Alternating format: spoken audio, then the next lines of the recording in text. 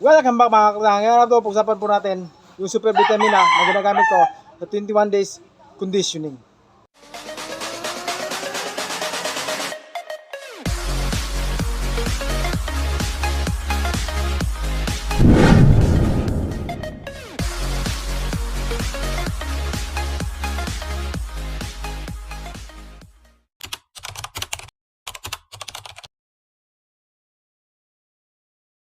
Itong super vitamina na ginagamit natin sa 21 days conditioning natin is 3 beses po nating tinuturok sa ating ginagamit na panglaban. Halimbawa, linggo po yung laban is 3 days before the fight po, doon po tayo mag-i-inject.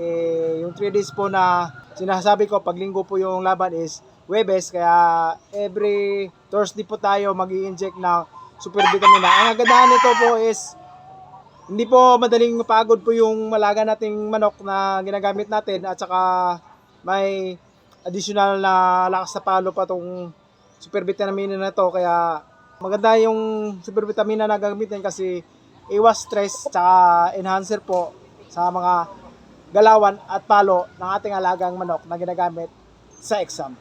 Ayan. And ang super vitamina po is pwedeng gamitin natin sa mga sisiw, tsaka 3 months old pataas, at saka sa mga inahin natin na ginagamit sa pagbibreed. Kaya maiging gumamit na super vitamina.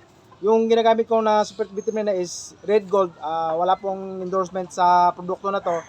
Nagkataon lang na ito yung ginagamit ko sa mga manok ko na ginagamit ko sa pagbibreed, sa mga sisiw, at saka sa manok natin na ginagamit pang exam.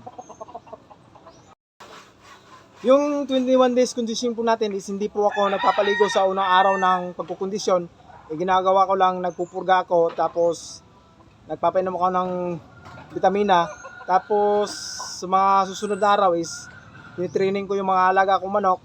Sa gabi, pailaw at saka painom ng mga vitamina ang ginagamit. Kung napanood mo yung mga video natin, nagawan ko ng video yung mga vitamina ang ginagamit natin sa pagpainom ng mga kinukondisyon natin. Mag-subscribe ka para malaman mo yung mga ginagamit nating vitaminang pinapainom natin. At saka sa susunod na mga araw is ganun lang yung ginagawa natin sa mga kinukondisyon natin. Training, painom ng vitamina, pailaw, ganun din. Pero pag Huwebes, yun po yung nasabi ko kanina na pag linggo po yung laban, Huwebes, doon po tayo magtuturok ng super vitamina.